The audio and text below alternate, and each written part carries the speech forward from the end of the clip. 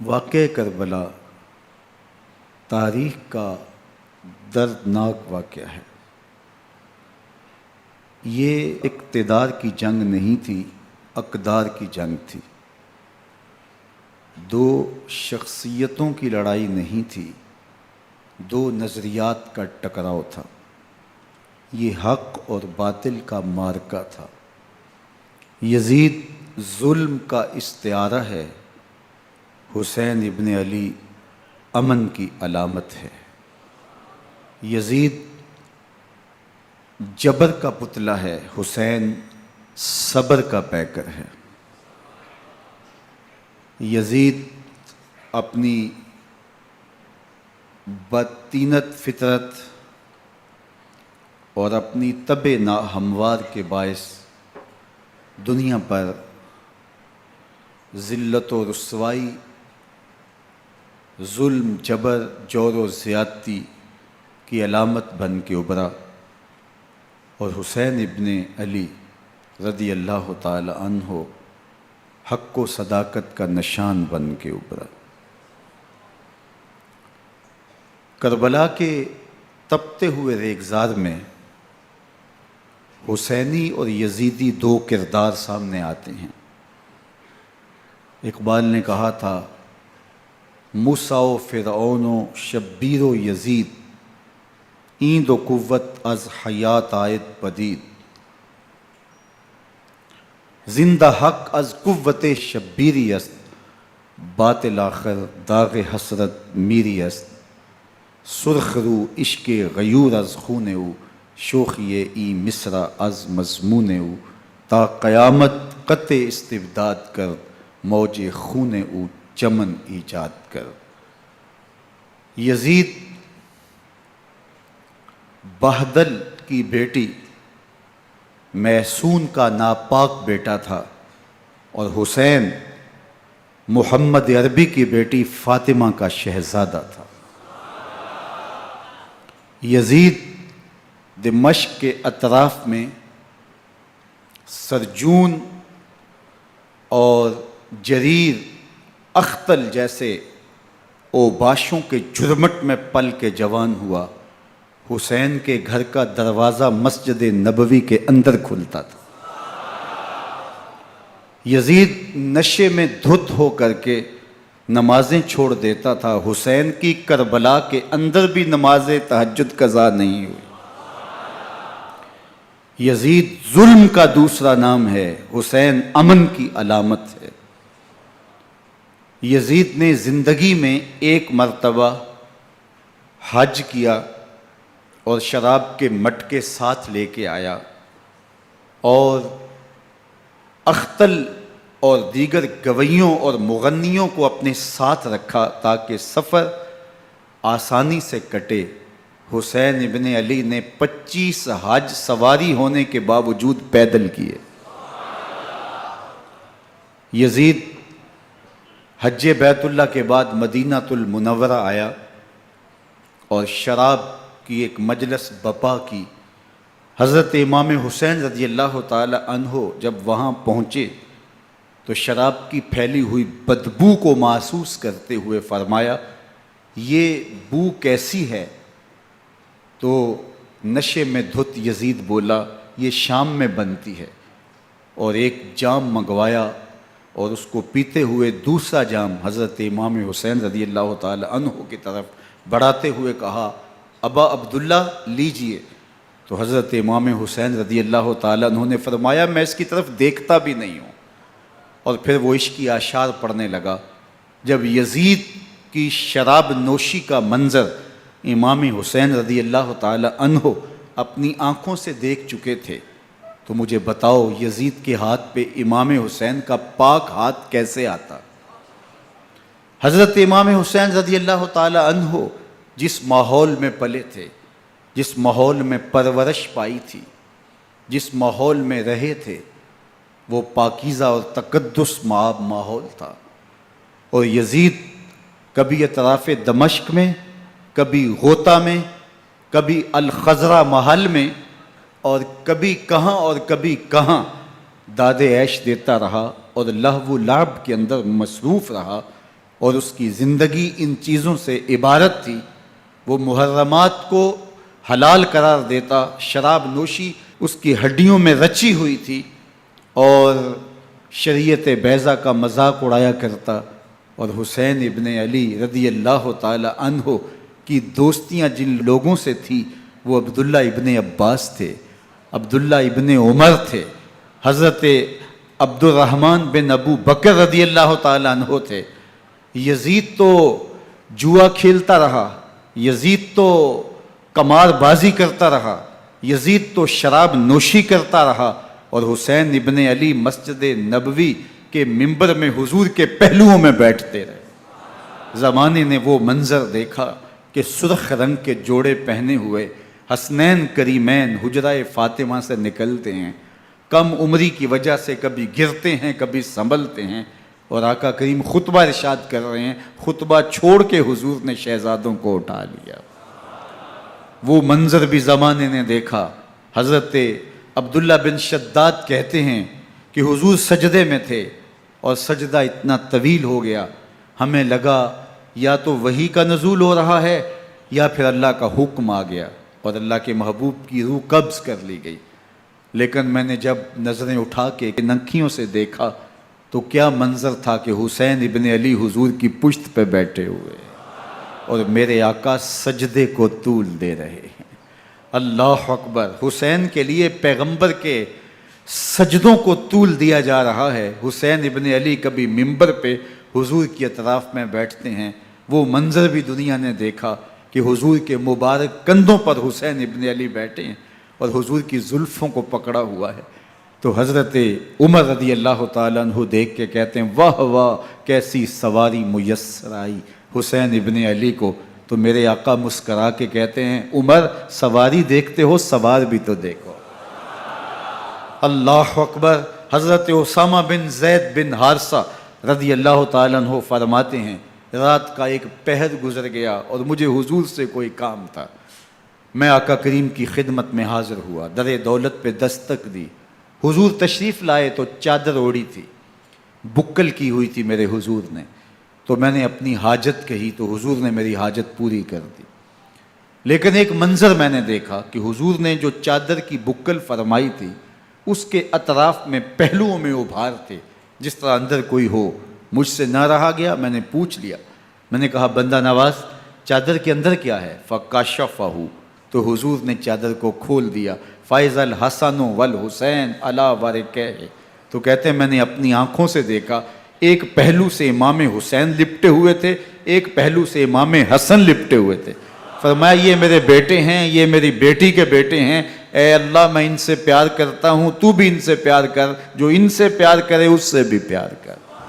ان کی محبت کا درس دیا، ان کے پیار کا سبق پڑھایا، کہا ان سے پیار کرنے والا میرے سے پیار کرنے والا ہے، ان سے بغض رکھنے والا میرے سے بغض رکھنے والا ہے۔ ان کی تکلیف حضور کو بے چین کر دیتی تھی۔ حضرت سیدہ فاطمہ الزہرا رضی اللہ تعالی عنہ کے گھر کے قریب سے گزرے تو حضرت امام حسین کے رونے کی آواز آ رہی تھی، تو آقا کریم علیہ السلام نے فرمایا کہ فاطمہ حسین کو چپ کرواؤ، الا تعلمی ان بقاءہ یوزینی، تو جانتی نہیں حسین کا رونا مجھے دکھ دیتا ہے۔ حسین ابن علی کو حضور رونے نہیں دیتے تھے، ان کو دکھی نہیں ہونے دیتے تھے، کیونکہ رسول اللہ صلی اللہ علیہ وسلم جانتے تھے کہ یہ کتنے دکھ سہے گا، کتنی تکلیفوں سے گزرے گا اور کتنے مصائب سہے گا۔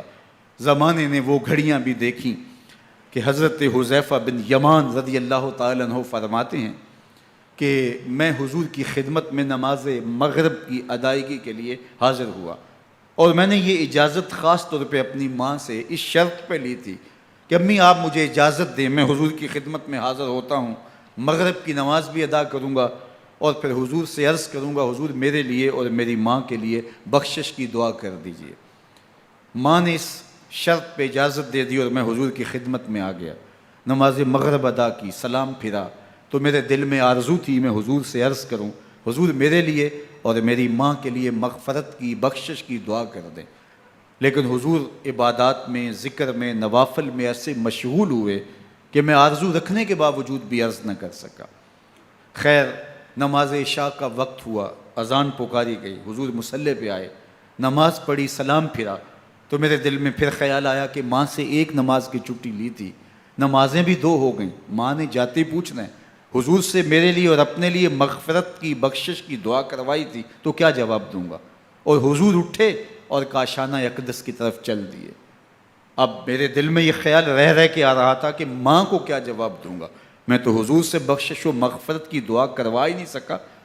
جب حضور چل پڑے تو غیر ارادی طور پہ میں بھی حضور کے پیچھے چل پڑا۔ چلنے میں تھوڑی سی رفتار تیز ہو گئی، جس سے قدموں کی آہٹ پیدا ہوئی۔ تو جب آواز پیدا ہوئی تو حضور نے رخ پھیرے بغیر فرمایا، من ھذا، میرے پیچھے پیچھے کون آ رہا ہے؟ پھر خود ہی کہا، حذیفہ تو نہیں؟ تو میرا دل دھڑک رہا تھا، قلت نعم، میں نے کہا جی حضور، میں حذیفہ ہوں۔ فرمایا، ما حاجتک، غفر اللہ لک ولامک، کیا کام ہے؟ اللہ تجھے بھی بخش دے، تیری ماں کو بھی بخش دے۔ اب جو کام تھا وہ جنبش لب سے پہلے ہی ہو گیا، یہاں تو لفظوں کا سہارا بھی نہیں لینا پڑتا، وہ بند لبوں کی بولیاں بھی سنتے ہیں۔ اقبال بولا ہے، فروغت صبح آثار و دہور، چشم تو بی نندائے ما فی الصدور، تیری نظر تو سینوں کے چھپے راز بھی دیکھتی۔ تو کہا، ما حاجتوں کا، غفر اللہ لک ولامک، اللہ تجھے بخش دے، تیری ماں کی بھی مغفرت کر دے، کیا کام ہے؟ اب جو کام تھا وہ تو ہو گیا۔ تو میرے حضور نے ارشاد فرمایا، حذیفہ سنو، ابھی ایک فرشتہ آیا ہے جو اس سے قبل دھرتی پر پہلے کبھی نہیں آیا، آج پہلی مرتبہ اللہ سے اجازت لے کے 2 کام کرنے آیا ہے۔ ایک تو مجھے سلام کرنے آیا ہے، اور دوسرا خوشخبری دینے آیا ہے کہ آپ کی بیٹی فاطمہ جنتی عورتوں کی سردار ہے، اور حسن اور حسین جنتی جوانوں کے سردار۔ ایک طرف یزید ناپاک میسون کا پلیت بیٹا، اور ایک طرف محمد عربی کا نواسا، فاطمہ کے دودھ کا اثر، علی المرتضیٰ کے خون کی تاثیر، رسول اللہ صلی اللہ علیہ وسلم کے کندھوں پہ بیٹھنے والا۔ ایک دن حضور نے امام حسین رضی اللہ تعالیٰ عنہ کے ہاتھ پکڑ لیے اور ان کے پاؤں اپنے پاؤں پہ رکھے، اور پھر فرمایا، بیٹے آگے بڑھو، اور ان کے پاؤں حضور کی پنڈلیوں پہ آئے۔ پھر کہا، بیٹے اور آگے بڑھو، حتیٰ کہ ان کے پاؤں حضور کی رانوں پہ آئے۔ پھر فرمایا، بیٹا اور آگے بڑھو، تو ان کے پاؤں حضور کے مبارک بطن اقدس پہ آئے۔ پھر بازوؤں کو کھینچ کے اپنے قریب کیا، اور حسین ابن علی کے منہ میں اپنی زبان رکھ دی، اور وہ اس طرح چوس رہے تھے جس طرح کھجور چوسی جاتی ہے۔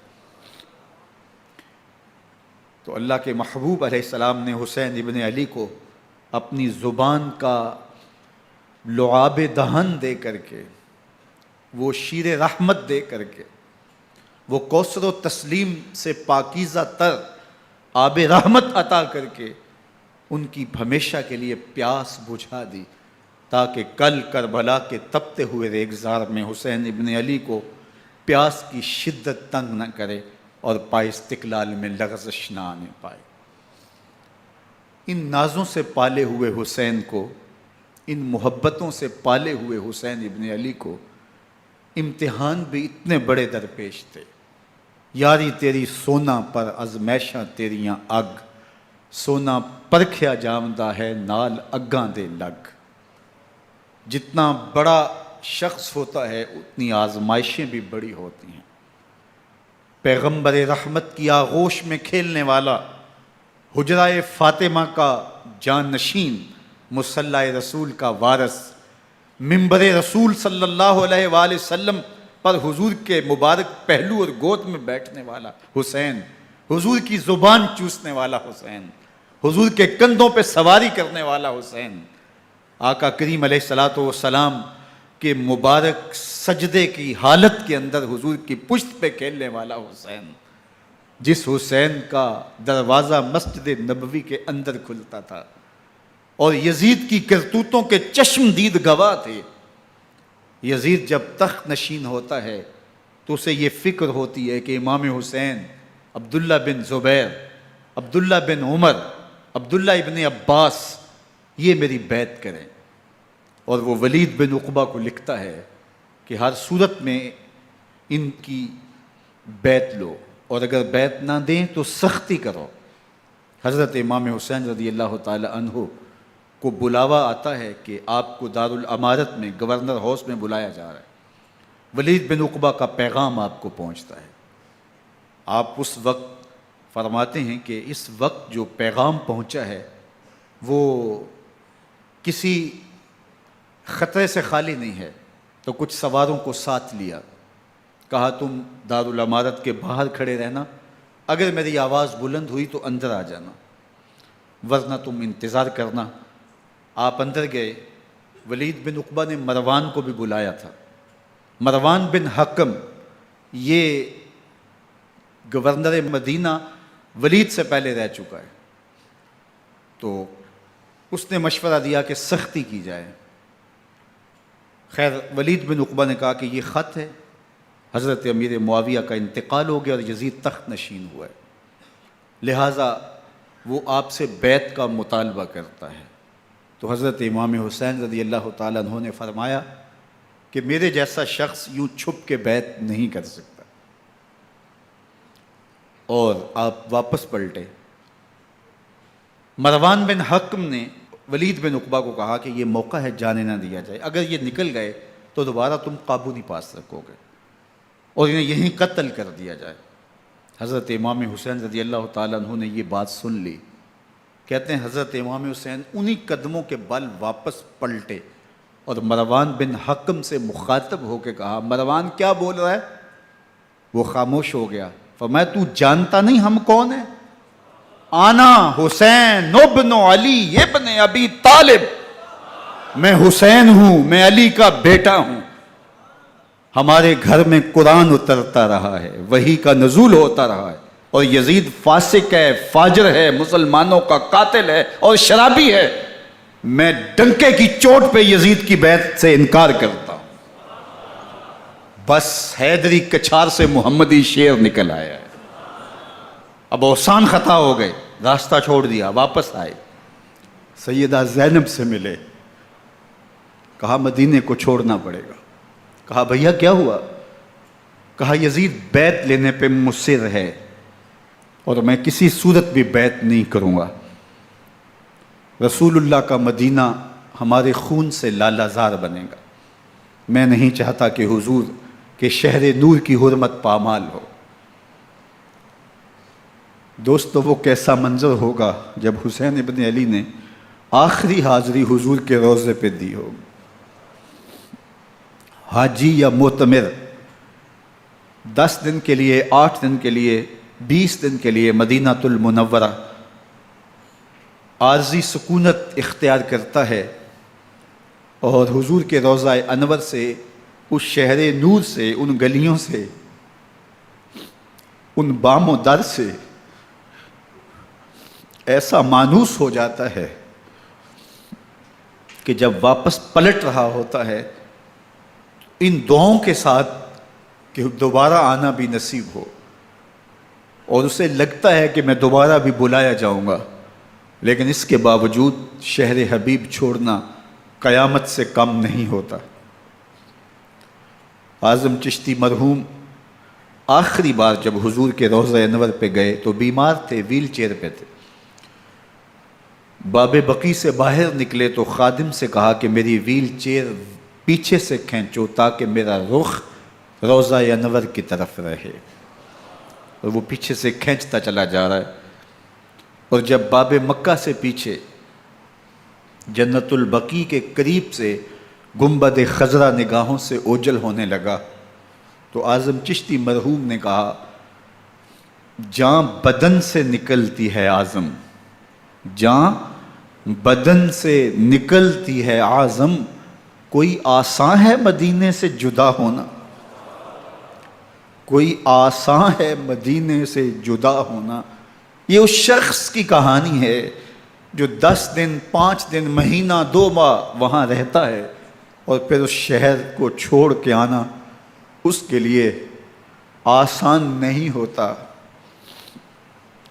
اور مجھے بتاؤ کہ حسین جو پیدا مدینے میں ہوا، جس کے گھر کا دروازہ مسجد نبوی کے اندر کھلتا تھا، جو مسجد نبوی کے اندر پرورش پا کے جوان ہوتا ہے اور مدینے کی گلیوں میں کھیلتا رہا، اس حسین ابن علی کے لیے مدینہ چھوڑنا، اور پھر وہ اس بات کا علم اور شعور رکھتے تھے کہ یہ آخری بار حضور کے در پہ حاضری ہے، دوبارہ اس شہر نور میں نہیں آ سکوں گا، تو کیا قیامت ہوگی اور کیا منظر ہوگا۔ محمد بن حنفیہ کے علاوہ خاندان نبوت کے جتنے لوگ تھے ان سب نے شہر مدینہ کو الوداع کہا، اور رات کے موقع میں مدینہ المنورہ کو، مسجد نبوی کو چھوڑ کر کے مکہ کی جانب عازم سفر ہوئے۔ 3 شعبان المعظم کو مکہ المکرمہ پہنچتے ہیں، ادھر کوفیوں کے خطوط آنے شروع ہو جاتے ہیں۔ حضرت امام حسین رضی اللہ تعالیٰ عنہ مسلم بن عقیل رضی اللہ تعالیٰ عنہ کو صورتحال معلوم کرنے کے لیے بھیج دیتے ہیں۔ 40,000 کوفی آپ کے ہاتھ پہ بیعت کر لیتے ہیں۔ ادھر 25 پیدل حج کرنے والے حضرت امام حسین 8 ذی الحج کو احرام باندھتے ہیں، لیکن آپ کو پتہ چلتا ہے کہ حاجیوں کے روپ میں قاتل چھپا دیے گئے، تو آپ اس احرام کو حج کی بجائے عمرے میں بدلتے ہیں اور کوفے کی جانب عازم سفر ہوتے ہیں۔ کائنات والو، ذرا سینے پہ ہاتھ رکھ کے دیکھو کہ یہ کتنا مشکل مرحلہ تھا۔ اس دین کی آبرو کو بچانے کے لیے حضرت امام حسین رضی اللہ تعالیٰ عنہ نے کتنا بڑا قدم اٹھایا۔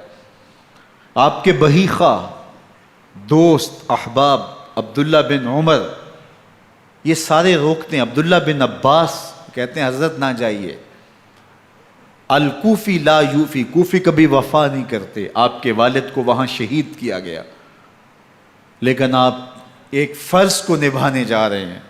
میرے غم گسارو، میرے مہربانوں، نہ روکو مجھ کو جانے دو، مجھے نانے کے دی کی ڈوبتی کشتی بچانے دو، میں جاتا ہوں کہ دنیا پر وفا کا نام رہ جائے، میں رہوں نہ رہوں پر عظمت اسلام رہ جائے۔ میں نہیں جاتا تو نبی کے گھر کی آن جاتی ہے، میں نہیں جاتا تو نبی کے گھر کی آن جاتی ہے، تمہارا دین جاتا ہے، میری غیرت ایمان جاتی ہے۔ حضرت امام حسین یہاں سے چلتے ہیں، ابھی راستے میں ہی پہنچتے ہیں کہ یہ خبر آتی ہے کہ کوفے والوں نے بے وفائی کر دی، حضرت مسلم بن عقیل رضی اللہ تعالیٰ عنہ کو شہید کر دیا گیا، نعمان بن بشیر معزول کر دیے گئے، ابن مرجانہ ابن زیاد وہاں متعین کر دیا گیا جو سخت گیر شخص تھا، اور اس نے لوگوں کو ڈرایا، دھمکایا، اور کوفے کے لوگوں کے دل بدل گئے اور وہ بیتیں توڑنے لگے۔ وہ منظر مسجد کوفہ کا کتنا دلگداز تھا۔ جب امام نماز کے لیے کھڑے ہوئے تو 40,000 لوگ آپ کے پیچھے تھا۔ جب سلام پھیرا اور امام نے دیکھا کہ پیچھے لوگ نہیں ہیں، پھر لوگوں نے اپنے دروازے بھی بند کر لیے۔ رات کی تنہائیاں ہیں اور حضرت مسلم بن عقیل کو کوئی پناہ دینے والا نہیں ہے۔ لوگوں نے دروازے بند کر لیے کہ کہیں ہمارے گھر میں نہ آ جائیں اور ہم مشقت اور حکومتی تشدد کا شکار نہ ہوں۔ کتنا دردناک لمحہ ہے حضرت مسلم بن عقیل رضی اللہ تعالیٰ عنہ پہ، اور پھر حضرت مسلم بن عقیل بے دردی سے شہید کر دیے جاتے ہیں۔ آپ ابھی راستے میں ہیں، یہ ساری کہانی پہنچتی ہے کہ حضرت مسلم شہید کر دیے گئے اور بے دردی سے شہید کر دیے گئے۔ وہ جنہوں نے خط لکھے تھے کہ ہم آپ کے ساتھ ہیں اور ہم منتظر ہیں، چشم برا ہیں، آپ کے قدموں کی چاپ سننے کے لیے بےتاب ہیں، آج انہوں نے بیتیں توڑ دی۔ 40,000 کوفی منحرف ہو گئے۔ مسجد کوفہ کا وہ منظر کس قدر روح کو تڑپا دینے والا تھا۔ ہم پچھلے سال عصر اور مغرب کے درمیان جب کوفہ پہنچے تو سورج ڈوبنے کے قریب تھا۔ میں نے اپنی زندگی میں اتنا اداس موسم کہیں نہیں دیکھا جتنا اداس موسم کوفے میں دیکھا۔ ایسے لگتا تھا جس طرح کوفے کی آب و ہوا آج بھی شرمندہ ہے۔ جو مسلم بن عقیل اور خاندان نبوت کے ساتھ اہل کوفہ نے کیا، حضرت امام حسین رضی اللہ تعالیٰ عنہ کو ان کے بہی خواہوں نے، اعزاء نے، اقربا نے، دوستوں نے، آوان و انصار نے، ساتھیوں نے کہا کہ حضرت حالات یکسر تبدیل ہو گئے، اب ہمیں مراجعت کر جانی چاہیے، واپس پلٹ جانا چاہیے۔ تو حضرت امام حسین کافی سوچ بچار میں رہے، پھر اس کے بعد آپ نے فیصلہ کیا کہ ہم آگے بڑھیں گے۔ دوستوں نے کہا کہ حضرت اگر آپ آگے بڑھیں گے تو ہمیں لگتا ہے کہ وہ آپ کے ساتھ سلوک اچھا نہیں کریں گے اور آپ بچوں کے سامنے پیاسے شہید کر دیے جائیں گے۔ تو حضرت امام حسین رضی اللہ تعالیٰ عنہ نے وہاں ایک خطبہ ارشاد فرمایا کہ لوگو تم جو مجھے بتا رہے ہو مجھے اچھی طرح معلوم ہے، جو تم مجھے منظر پیش کر رہے ہو وہ میری نگاہوں میں ہے، اور جو کچھ ہونے والا ہے چشم تصور وہ منظر دیکھ رہی ہے۔ چونکہ حضرت امام حسین رضی اللہ تعالیٰ عنہ کی شہادت کی خبر حضرت امام حسین کے پیدا ہوتے ہی خاندان نبوت میں عام تھی۔ حضور علیہ الصلوۃ والسلام کو یہ بات جبریل امین نے آ کے بتائی تھی جب حسین ابن علی کے ساتھ حضور محبت کا اظہار کر رہے تھے، تو یہ جبریل امین نے آ کے کہا تھا حضور آپ کا یہ بیٹا عرض طف میں شہید کر دیا جائے گا، اور کربلا کی مٹی لا کے حضور کو دی اور ام سلمہ کو حضور نے عطا کر دی۔ حضرت ام سلمہ کہتی ہیں کہ ایک دن میں سوئی تو خواب دیکھا کہ حضور کے مبارک بال بکھرے ہوئے ہیں اور سخت پریشان ہیں، تو میں نے کہا کہ حضور آپ کی یہ کیا حالت ہے؟ وَبِيَدِهِ قَارُورَةٌ، اور حضور کے ہاتھ میں ایک شیشی ہے، فیہا دمن، جس کے اندر خون ہے۔ تو میں نے کہا حضور یہ کیا؟ فرمایا میں قتل گاہ حسین سے آ رہا ہوں اور یہ حسین ابن علی کا خون ہے۔ تو کہا 10 محرم کا دن تھا، دوپہر کا یہ منظر تھا، میں کیلولہ کر کے اٹھی، جب میں نے دیکھا تو وہ شیشی جس میں کربلا کی مٹی رکھی تھی وہ خون بن چکی تھی۔ تو یہ خبر پہلے دی گئی تھی، یہ بتا دیا گیا تھا۔ فرمایا میرے دوستو جو تم مجھے بتاتے ہو میں اس سے بے خبر نہیں ہوں، یہ سب کچھ ہونے والا ہے، لیکن اس کے باوجود میں کیوں جا رہا ہوں؟ تو آپ کا ایک تاریخ ساز جملہ ہے جو کربلا کے فلسفے کو ہمارے سامنے رکھتا ہے کہ یہ اتنا بڑا امتحان کیوں دیا۔ حضرت امام حسین رضی اللہ تعالیٰ عنہ نے فرمایا وَلَكُمْ فِيَّ أُسْوَةٌ، میں اس لیے جا رہا ہوں قیامت تک ظلم، جبر اور ناانصافی کے خلاف کھڑے ہونے والوں کے لیے کوئی نمونہ تو ہو۔ میری زندگی قیامت تک ظلم، جبر اور استحصالی نظام کے خلاف کھڑے ہونے والوں کے لیے نمونہ ہے۔ تو حضرت امام حسین رضی اللہ تعالیٰ عنہ نے حق اور باطل کے درمیان ایک سرخ لکیر کھینچ دی اپنے خون سے۔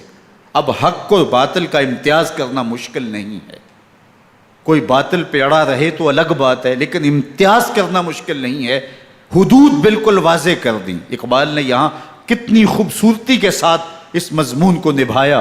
سرخ رو عشق غیور از خون او، شوخی این مصرع از مضمون او، تا قیامت قطع استبداد کر، موج خون او چمن ایجاد کر۔ ایک جہاں آباد کر دیا، حق اور باطل کی راہیں اجال دی۔ اب لوگوں کو یزید کا چہرہ پہچاننے میں دیر نہیں لگتی، وقت کے ہر یزید کا چہرہ آسانی سے پہچانا جا سکتا ہے۔ یہ معرفت زمانے کو کروائی کس نے؟ حسین ابن علی نے کروائی رضی اللہ تعالی عنہ۔ تو حضرت امام حسین نے فرمایا کہ جو میرے ساتھ ہونے والا ہے میں اچھی طرح جانتا ہوں، لیکن میں اس کے باوجود آگے بڑھوں گا۔ پھر بڑھے اور کربلا میں جا کے خیمہ زن ہو گئے۔ 7 محرم کو پانی بند کر دیا گیا، پانی بند ہوا تو کھانا بھی میسر نہیں تھا، لیکن ذکر پانی کا ہوتا ہے اس لیے کہ کھانے کے بغیر انسان کئی دن کاٹ لیتا ہے، لیکن پانی کے بغیر گزر نہیں ہوتی۔ تو فرات کی نہر سامنے اپنی موجوں کے ساتھ چمک رہی ہے، لیکن ایک قطرہ آب بھی آل رسول کو نہیں دیا جا رہا۔ کائنات کے اندر ایسے انوکھے امتحان بھی ہوتے ہیں، وارث ہوں ساقی کوثر کے، مالک ہوں حوض کوثر کے، اور بیٹے ہوں ساقی کوثر کے، اور آج ایک بوند پانی کی بھی میسر نہ ہو۔ صبر کا امتحان ہے، عزیمت کا امتحان ہے۔ حضرت امام حسین رضی اللہ تعالیٰ عنہ خیمہ زن ہو گئے، 3 دن تک پانی بند رہتا ہے۔ 9 محرم کو رات کی تنہائی میں حملہ آور ہونا چاہتے ہیں، لیکن آپ نے کہا کہ ہمیں اللہ کے حضور عبادت اور ذکر کے لیے وقت دیا جائے۔ ساری رات ذکر میں گزرتی ہے، عبادات میں گزرتی ہیں۔ رات کے اندھیرے میں آپ چراغ بجھا دیتے ہیں۔ آوان و انصار کو کہتے ہیں کہ ان کی دشمنی میرے ساتھ ہے، انہیں میرا خون چاہیے، اگر تم رات کی تاریکی میں نکل جاؤ تو میں تم سے کوئی مواخذہ نہیں کروں گا، اور یہ بھی تمہارا پیچھا نہیں کریں گے، اس لیے کہ ان کا مطلوب تم نہیں ہو، ان کا مطلوب میں ہوں۔ جب چراغ جلایا تو کوئی بھی نہیں گیا۔ مسلم بن نوسجہ کھڑے ہو کے کہتے ہیں، حضرت اگر ہمارے بدن کو 70 بار کاٹا جائے اور جلایا جائے اور ہواؤں میں اڑا دیا جائے پھر بھی آپ کا ساتھ نہیں چھوڑیں گے۔ 70 سال کے بوڑھے ہیں حبیب بن مظاہر، کہتے ہیں حضرت آپ کو چھوڑ کے جائیں کہاں، آپ کو چھوڑ کے جائیں کہاں، کوئی ساتھ چھوڑنے کے لیے تیار نہیں ہے۔ پیاس ہے، سخت گرمی ہے، کربلا کا ماحول ہے، 72 افراد اور خاندان کی خواتین میدان کربلا میں خیمہ زن ہیں۔ دوسری طرف لشکر اعداء اشقیا 22,000 کی تعداد میں مقابلے میں، ایک روایت 30,000 کی ہے۔ ان صرف 72 پیاسے لوگوں کے لیے اتنے لوگوں کو جمع کرنے کا مقصد خوف زدہ کرنا تھا۔ شرط ہے کہ یا یزید کی بیعت کر لیں، محاصرے توڑ دیں گے، پانی دستیاب ہوگا، اعزاز و اکرام سے نوازا جائے گا، خزانوں کے منہ کھول دیے جائیں گے۔ لیکن حسین ابن علی کہتے تھے سب کچھ لٹ جائے گا، باطل کے ہاتھ پہ ہاتھ نہیں رکھوں گا۔ اللہ اکبر۔ اب صبح طلوع ہوتی ہے، عاشور کا دن چڑھتا ہے، سورج اپنی پوری تمازت کے ساتھ گرمی برسا رہا ہے۔ آج خاندان نبوت کا امتحان زمانے نے دیکھنا ہے۔ رسول اللہ کا لعاب چوسنے والا اس کے صبر کا آج امتحان ہے۔ حضور کے کندھوں پہ کھیلنے والے حسین کا آج امتحان ہے۔ اللہ اکبر۔ حسین ابن علی تمام حجت کرتے ہیں، میں نے تمہارا کچھ نہیں بگاڑا، میں نے کسی کا خون نہیں کیا، میں نے کوئی زیادتی نہیں کی، تم کیوں میرے قتل کے در پہ ہو؟ تم جانتے نہیں میں کون ہوں؟ میں تمہارے نبی کا نواسا ہوں، رسول اللہ صلی اللہ علیہ وآلہ وسلم کے کندھوں پہ کھیلتا رہا ہوں، حضور کا لعاب چوستا رہا ہوں، اور میں بوسہ گاہ رسول صلی اللہ علیہ وآلہ وسلم ہوں۔ لیکن ان اشقیاء کے دل پر کوئی چیز اثر انداز نہیں ہوتی۔ ایک ہور ہے، اللہ اس کے دل میں نرمی ڈالتا ہے۔ پہلے تو امام حسین کو گھیر کے لے کر کے آتا ہے، لیکن بعد میں وہ قافلہ یزید سے قافلہ حسین کی طرف آ جاتا ہے۔ امام حسین فرماتے ہیں تو دنیا میں بھی ہور ہے، آخرت میں بھی ہور ہے، آزادی مل جاتی ہے۔ باقی 22,000 کا لشکر جرار امام حسین کے قتل کے در پہ ہے۔ پھر تاریخ نے خاندان نبوت کا وہ انوکھا امتحان دیکھا۔ حضرت امام حسین کے بچے بالخصوص خواتین پیاس کی شدت میں حلق خشک ہیں۔ حضرت سکینہ تڑپ کے اپنے باپ سے کہتی ہیں کہ مجھے 6 ماہ کے علی اصغر کی پیاس نہیں دیکھی جا رہی۔ بچے کو ہاتھوں پہ اٹھاتے ہیں اور نہر فرات کے کنارے پہنچ کے فرماتے ہیں اشقیاء سے مخاطب ہو کے تمہارا معاملہ میرے ساتھ ہے، اس 6 ماہ کے بچے نے تمہارا کچھ نہیں بگاڑا، اور چلو بھر کے اس کا حلق سیراب کرنا چاہتے ہیں۔ ایک 2 شاخہ تیر آتا ہے جو حضرت علی اصغر کے گلے کو چیر دیتا ہے۔ راوی لکھتے ہیں کہ وہ عام تیر نہیں تھا، جانوروں کو شکار کرنے کے لیے جو بڑے تیر ہوتے ہیں وہ 2 شاخہ تیر تھا۔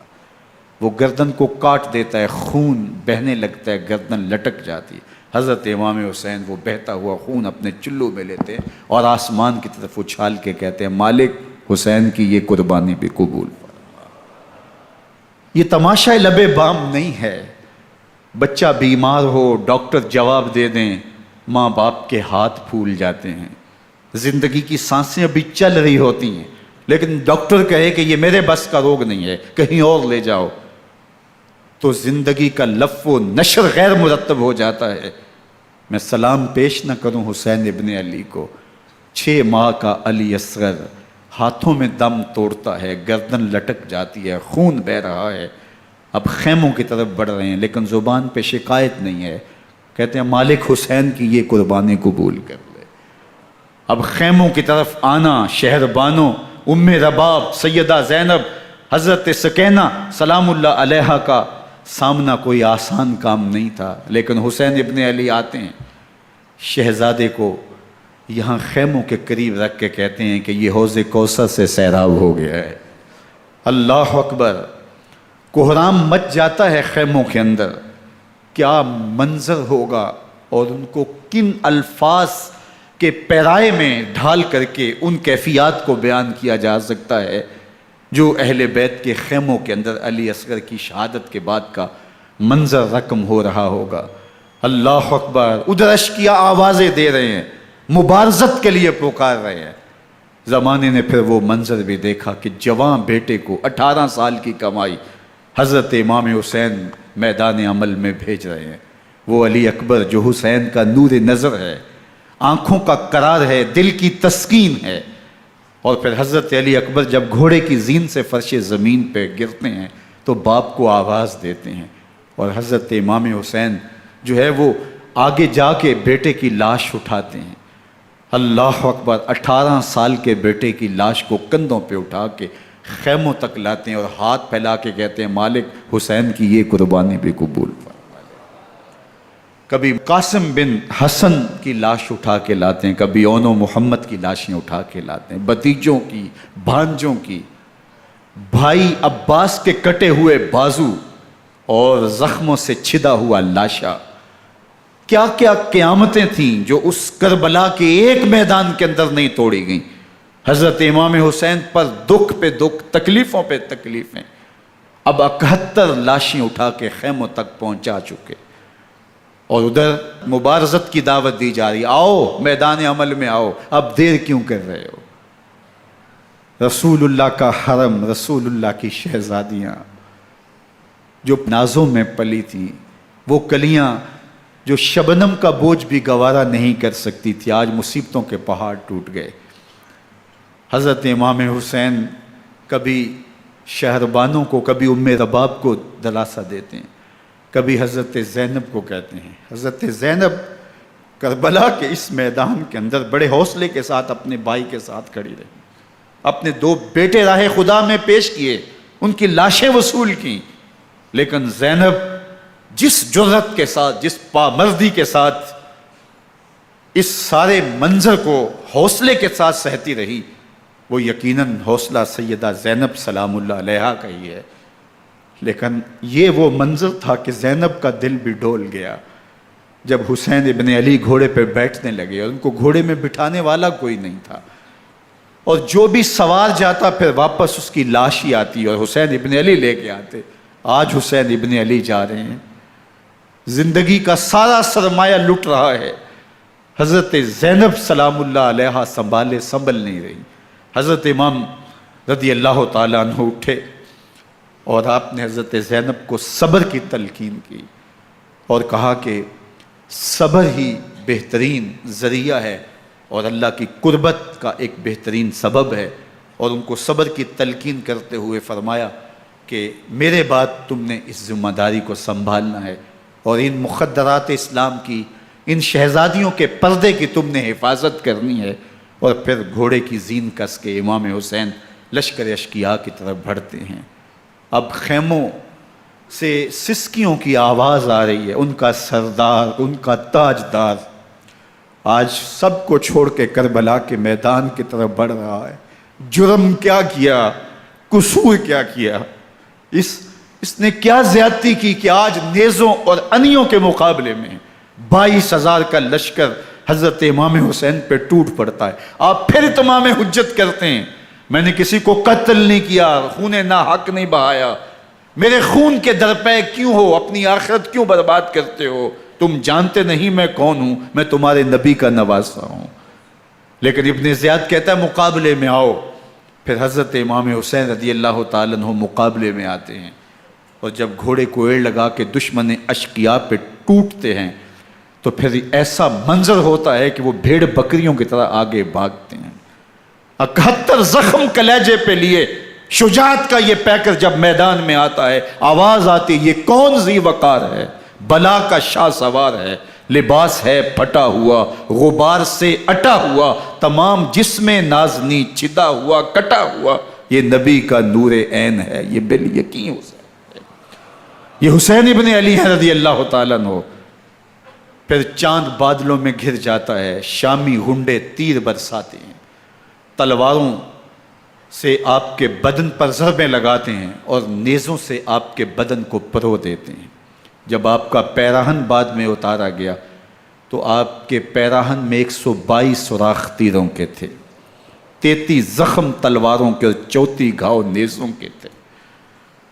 جب گھوڑے کی زین سے فرش زمین پر آئے، بدن چھلنی تھا، زخم زخم سے خون بہہ رہا تھا، 3 دن کا پیاسا حسین، اللہ اکبر، بدن زخموں سے چور، 71 لاشیں کلیجے پہ لیے، مخدرات اسلام کے پردے کا خیال دل میں الگ ہے، لیکن گھوڑے کی زین سے جب فرش زمین پہ امام حسین آتے ہیں، زبان پہ ہائے نہیں، نالا و شیون نہیں، چیخ و پکار نہیں، آتے ہی پیشانی سجدے میں رکھتے ہیں اور پکارتے ہیں اللہم ردن بقضائک و صبرن علی بلائک تسلیما لامرک سبحان ربی الاعلی۔ مالک گھر لٹا کے، بچے لٹا کے، خاندان سب کچھ قربان کر کے، اپنے بدن کو زخموں سے چھلنی کروا کے، تیروں اور نیزوں کی انیوں سے اپنے آپ کو زخمی کروا کے، تیرے حضور سر جھکا کے یہ اقرار کرتا ہوں کہ حسین تیری تقدیر پہ راضی ہے، مالک تو بھی بتا، تو بھی حسین پہ راضی ہوا ہے کہ نہیں ہوا۔ آواز آ رہی ہے، اس پیاسے پر علی شیر خدا کو ناز ہے، اس نواسے پر محمد مصطفیٰ کو ناز ہے، اوروں نے بھی سجدے کیے پر اس کا عجب انداز ہے، اس نے وہ سجدہ کیا جس پر خدا کو ناز۔ حسین ابن علی رضی اللہ تعالیٰ عنہ کا سر انور دستے قاتل نے تب کاٹا جب وہ سجدے میں جھکا ہوا تھا۔ یزید نے کہا میں بیعت لوں گا، امام حسین نے کہا کبھی بھی نہیں دوں گا، یہ سر کٹ سکتا ہے جھک نہیں سکتا۔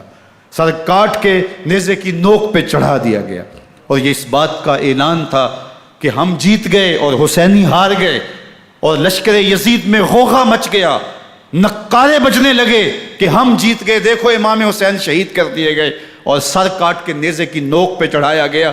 لیکن لشکر یزید سے ہی آواز آئی یہ کیسا سر ہے جو کٹ کے بھی سر بلندی ہے، کٹ گیا ہے پھر بھی اونچا ہے، اللہ اکبر، یہ سر سجدے میں کٹا ہے، رب کے حضور عبادت کی حالت میں کٹا ہے، حسین آج بھی سجدے میں ہے، اللہ اکبر، حسین آج بھی سجدے میں ہے، بلکہ کٹے ہوئے سر کا رخ زمین کی جانب تھا اور کٹی گردن آسمان کی طرف، یوں نیزے پہ پرویا گیا، اللہ اکبر۔ ایک شاعر نے نقشہ کھینچا، بآنکھ سر نیزے پہ اور سوئے زمیں ہے روح، یعنی سجدہ ثانی کی ہے آرزو۔ رکعت کے 2 سجدے ہوتے ہیں، ابھی ایک سجدہ ہوا تھا کہ دست قاتل نے سر کاٹ دیا، کہا حسین کی پیشانی میں دوسرے سجدے کی تمنا مچل رہی ہے۔ یہ تھا حسین ابن علی کا سجدہ، ساری زندگی رب کے حضور سجدہ قضا نہیں ہونے دیا۔ آج پانی نہیں ہے، اللہ اکبر، آج تیمم کر لیتے ہیں، آج اپنے خون کو اوڑھ کر کے حسین نے اپنی پیشانی اپنے مالک کے حضور جھکا کر کے عظیمت کی وہ انوکھی داستان رقم کر دی کہ صدیاں گزرنے کے باوجود بھی ان کی یادوں کے چراغ روشن ہیں۔ جب حضرت امام حسین اور دوسرے اعیان و انصار کو شہید کر دیا گیا تو ان کے سر نیزوں کی نوک پہ چڑھا دیے گئے، حضرت امام حسین کا کٹا ہوا سر اور باقی 71 افراد کے کٹے ہوئے سر نیزوں کی نوک پہ، اور 10 سواروں کو ابن سعد نے کہا کہ ان کو رون دو، اور گھوڑوں کی ٹاپوں تلے حضرت امام حسین رضی اللہ تعالیٰ عنہ اور ان کے آوان و انصار کو جو ہے وہ روندا گیا، حتیٰ کہ ان کی استخوان مبارک، ان کی ہڈیاں بھی چور چور ہو گئیں۔ روننے سے قبل ان کا لباس اتار لیا، ان کے کپڑے اتار لیے گئے۔ اللہ اکبر، کیسی دردناک گھڑیاں تھیں۔ یزید کا صرف یہی بد کرداری کا مرحلہ نہیں تھا، اس کربلا کے صحرا کے اندر یزید نے جس طرح امام حسین رضی اللہ تعالیٰ عنہ کو شہید کیا اور حضرت امام حسین کے خاندان کو شہید کیا، جب مدینہ المنورہ پر یزید نے مسلم بن عقبہ کو مقرر کیا، جس کو بزرگوں نے مصرب بن عقبہ کہا ہے، تو اس کو کہا 3 دن تک مدینے کا حرم تمہارے لیے حلال ہوگا، جو چاہو تم کرنا، اور شامی فوجوں کو اجازت ہوگی۔ تو وہاں بھی انہوں نے 10,000 تابعین اور 700 صحابہ کو شہید کیا۔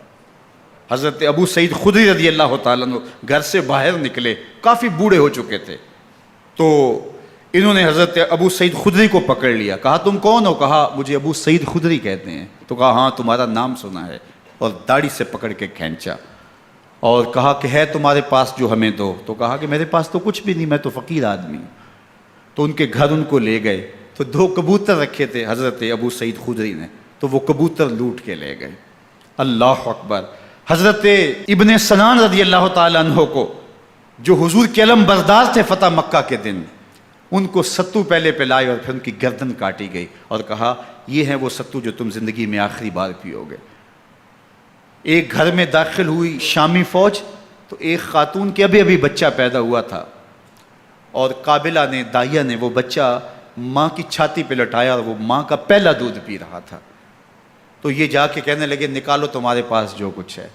تو اس خاتون نے کہا تم جانتے ہو یہ بچہ کون ہے؟ تو انہوں نے کہا ہم نہیں جانتے۔ کہا یہ حضرت ابن ابی کبشہ انماری رضی اللہ تعالیٰ عنہ کا بچہ ہے، اور یہ وہ صحابی ہیں کہ جو بیت الشجرہ کے موقع پہ حضور کے ہاتھ پہ بیعت کرتے ہیں۔ انہوں نے اس چیز کا لحاظ نہ کیا کہ جو کچھ ہے وہ ہمیں دو، ورنہ تیرے بچے کو نہیں چھوڑیں گے۔ تو ماں بچے سے مخاطب ہو کے کہتی ہے، ابھی بچہ پیدا ہوا ہے اور ماں سے پہلا دودھ پی رہا ہے، کہ بیٹے اگر میرے پاس کچھ ہوتا، وہ قیمتی سے قیمتی چیز بھی ہوتی، تیری جان کے لیے قربان کرتی، لیکن اس وقت میرے پاس کچھ ہے نہیں۔ تو ایک شکی آگے بڑھا اور بچے کو ایک ٹانگ سے پکڑ کے کھینچ کے دیوار کے ساتھ پٹک کے مارا، جس سے دماغ کا بھیجا نکل گیا۔ کیا کیا زیادتیاں نہیں کی۔ 700 صحابہ حرہ کے واقعہ میں شہید کیے یزید نے، اور 10,000 تابعین شہید کیے۔ مسجد نبوی میں ممبر رسول کے ساتھ گھوڑے باندھے، اور وہ ممبر رسول اور مصلی رسول کے قریب لید کرتے رہے۔ حضرت سعید عبد المسیب فرماتے ہیں میں نابینا تھا اور حضور کے روضہ انور کے پاس بیٹھا تھا، اور یزید کے سپاہی آتے، جو بھی مسجد میں نظر آتا پکڑ کے لے جاتے، مجھے نابینا سمجھ کے چھوڑ دیتے، لیکن میں پریشان تھا کہ ظہر کا وقت ہوگا، عصر کا وقت ہوگا، مغرب عشاء کا وقت ہوگا، نہ اذان، نہ اقامت، نہ جماعت، تو کیسے مجھے پتہ چلے گا کہ نماز کا وقت ہو گیا، اور کیسی میری نمازوں کا کیا بنے گا؟ میں اس فکر میں بیٹھا تھا۔ لم ازل اسمع الاذان والاقامت من قبر رسول اللہ صلی اللہ علیہ وآلہ وسلم۔ فرماتے ہیں جب بھی پھر نماز کا وقت آیا، گنبد خضرا سے اذان کی بھی آواز آئی، اقامت کی بھی آواز آئی۔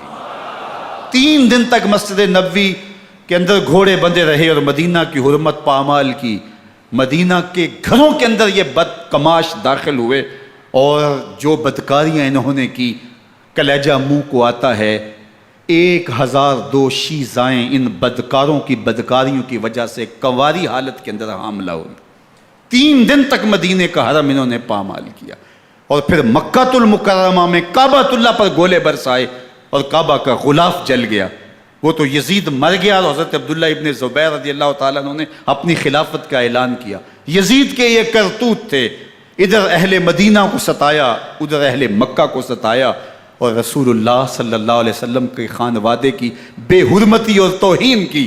نہ صرف انہیں قتل کیا گیا، ان کی لاشوں پہ گھوڑے دوڑائے۔ ابن سعد اور شمر جو ہے وہ خیموں میں داخل ہوا، اور مخدرات اسلام کی چادریں چھیننے کی کوشش کی۔ حضرت زینب سلام اللہ علیہ نے مخاطب ہو کے کہا ہمارے چہرے کے رکھوالے چلے گئے ہیں، ظالم تو خیال نہیں کرتا ہم رسول اللہ کی بیٹیاں ہیں۔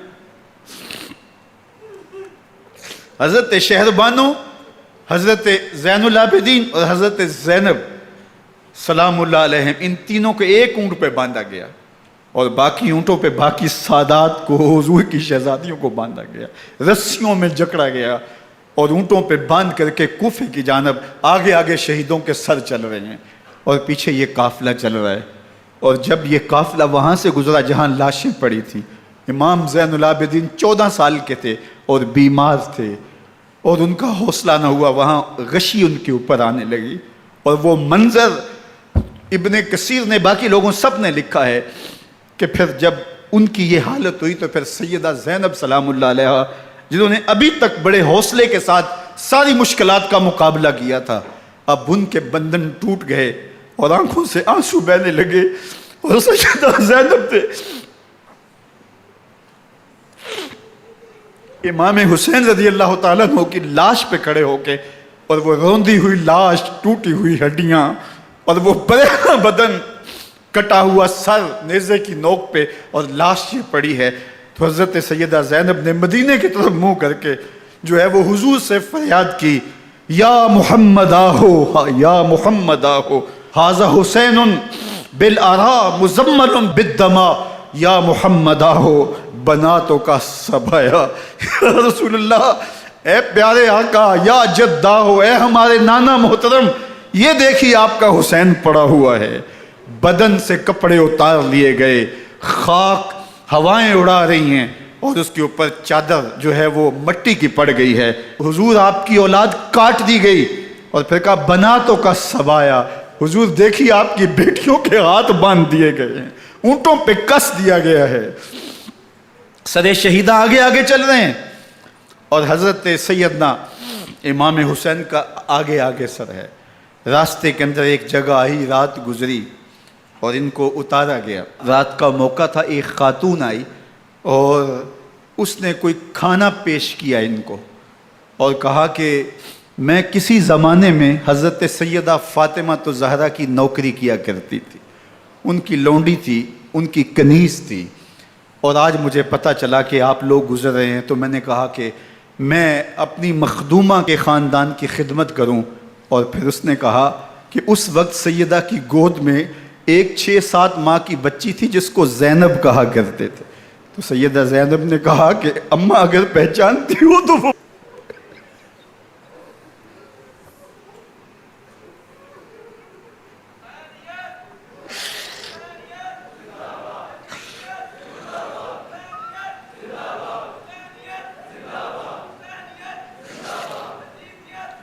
یہ تاراج اور لٹا ہوا کارواں پھر وہاں سے کوفے میں کیسے پہنچا، اور کوفے کے اندر سیدہ زینب سلام اللہ علیہا نے وہ یزید کے دربار میں، ابن زیاد کے دربار میں وہ جرأت آمیز جو باتیں کہیں، اللہ اکبر، زینب کی زبان میں علی کی خطابت بول رہی تھی، اور پھر دشمن اور دوست سارے رونے لگے، اور وہ کیا دل گداز منظر تھے۔ اور پھر یہ سروں کا قافلہ اور سادات کرام کا مشکیں کسی ہوئی ہیں اور اونٹوں پہ باندھے ہوئے، ان کو وہاں سے پھر قادسیہ، اور قادسیہ سے پھر دمشق یزید کے دربار میں پہنچایا گیا، اور وہاں سے یہ لٹے ہوئے خانمہ برباد تاراج لوگ مدینہ المنورہ میں کیسے پہنچے، اور اہل مدینہ نے کیسے استقبال کیا، اور وہ منظر کتنا دلگداز تھا جب اہل مدینہ زینب سے پوچھتے تھے زینب حسین کہاں ہے؟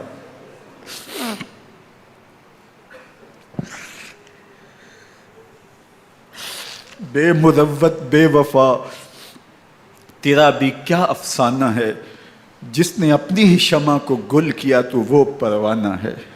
اپنے پیغمبر کے شہزادوں کو اور اپنے پیغمبر کی شہزادیوں کو جو دکھ اس امت نے دیے، یہ کائنات کی ایک انوکھی داستان ہے۔ اللہ ہمیں اسوہ شبیری پہ عمل کی توفیق عطا کرے اور ان کے نقوش پاک کی برکتیں دے، اہل بیت کی محبت ہماری روحوں میں جذب کر دے، اور جس عظیمت کے ساتھ، جس حوصلے کے ساتھ انہوں نے دکھوں کو جھیلا، جو دہکتی آگ کے شعلوں پہ سویا وہ حسین، جو جواں بیٹے کی میت پر نہ رویا وہ حسین، جس نے سب کچھ کھو کے کچھ نہ کھویا وہ حسین، مرتبہ اسلام کا جس نے دوبالا کر دیا، خون نے جس کے دو عالم میں اجالا